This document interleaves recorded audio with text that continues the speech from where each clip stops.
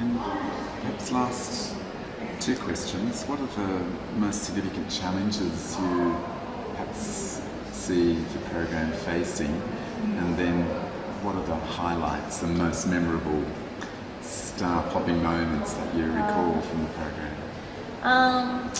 Well, some of the challenges I think are building knowledge or sort of experience, because I think that dance sometimes carries a meaning for certain people, that in the sense of, oh, I can't do that, or I have to be trained to do that, or I have to do it with a partner, or those kinds of things. And so being able to share with people that there's different ways to enjoy dance is something I enjoy, but also takes time. So that's just sort of an ongoing challenge.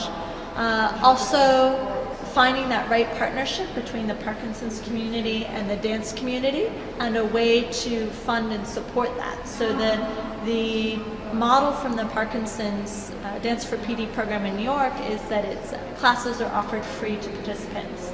And like here at the BAC Arts Center, I know that through the work of people like Jan and Philip together, that is really the ideal partnership where arts and the Parkinson support group and funding are able to come together to offer these classes to participants at no charge. So we hope to continue to build that across Australia.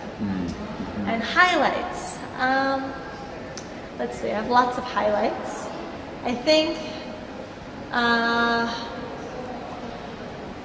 well, a recent one,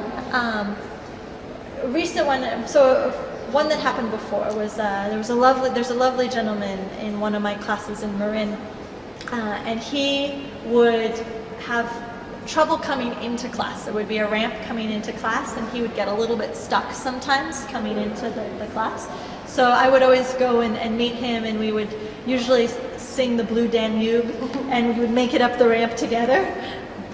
I won't torture you with my singing, but it worked. We would sing it together and then get into class. And he was somebody who had never taken dance before, but always was very dapper and showed up and made sure that he sort of was there for classes and just always left with a smile. And for me, by the end of class, he was moving freer and sort of more upright, and that is always something I think of as a highlight.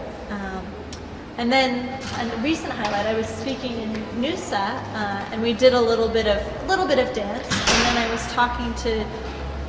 We did a little bit of dance, but I was talking to two